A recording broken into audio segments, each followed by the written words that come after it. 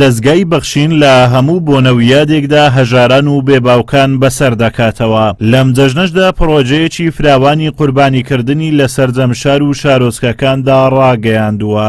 ئێستاش ئێمە ئەمڕۆ لە بەرنامەی بەخشینە نووسنگەی غەلیفان بە هاوکاری برایانی ئەنجومەن هەڵساین بە زیندووکردنەوەی سونەتی قوربانی. لە ئێستاشوە هەڵساین بە سەربڕینی ئاژەڵەکان و 32 ئاژەڵمان سەربڕی 28 بزن و 4 مەڕ و 2 ڕەشە وڵاغ.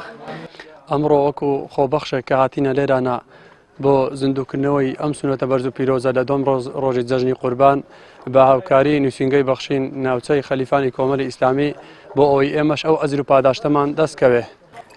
چوین بەرەو شاری هەولێر ئەو حیوانانە ئەو ئاژەڵانان لەوێک هینان و ئەو ئاژەڵانە ئێستا مەرجی شەرعیان تەواوە و مەرجی تەندروستیشیان تەواوە و ئێمە لێرە بە پاک و خاوێنی سەریان ئەبڕین و دابەشەکەین بەسەر فەقیر و هەژارەکان.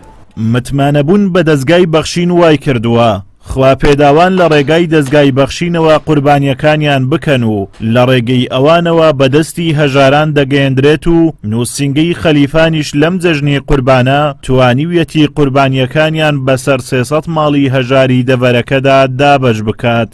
خی پەروەردگارە فەرمێ لە مەدحی ئەو کەسانێکەوە ماڵی خۆیان دەبەخشن و نیەت و ئەجری خۆیان لە خوای گەورە حساب بکەنە فەرمێ من ذا الذي يقرض الله قرضا حسنا فيضاعفه له أضعافا كثيرة والله يقبض ويبسط وإليه ترجعون. أم آية جوانا فيرمان دكاتو هان من دادات أوي تشل بيناي خوا دابو بخشين بتايبتي لو روجي كمسلمانان لا شويتي زور خراب وقيرانة قرص داينا بخشين لم روجا دا قولتر لكاتشي دي كدا كوا خوشيو هرزاني بيت.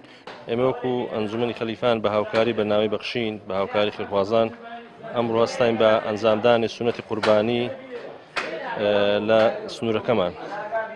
پرۆژەکەمان بریتی بوو لە 32 ئاژەڵ 2 ڕەشە وڵاغ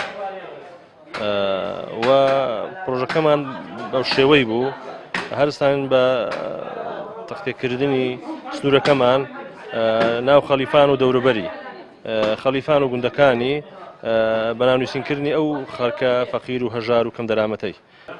لەگەڵ نووسنگەی بەرنامەی بەخشین هەڵساین بە ئەنجامدانی سونەتی قوربانی کە بە هاوکاری کۆمەڵی خێرخواز بوو خوای پەروەردگار پاداشت ئێوان بداتەوە. ئێمە بەو ئومێدەین کە بتوانین لەلایەن خوای پەروەردگارەوە پاداشتێکمان دەستکەوێ و سپاسی هەموو ئەو بەڵێزانەشەکەین کە وەک خۆبەخش هاوکارمان بوون. نووسنگەی خەلیفانی دەستگای بەخشین خاوەن پرۆژەی جۆرا و جۆر بووە. پێشتریش چەندین پرۆژەی خێرخوازی گرنگی لە سنوورەکەدا ئەنجام داوە و لەم جەژنەشدا پرۆژەی قوربانیکردنی ڕاگەیاندووە و توانیویەتی دەیان خێزانی کەم دەرامەت لەم پرۆژەیە سوودمەند بکات. ئازادۆمەراوەی کەناڵی ئاسمانی پەیام ناحیەی خەلیفان.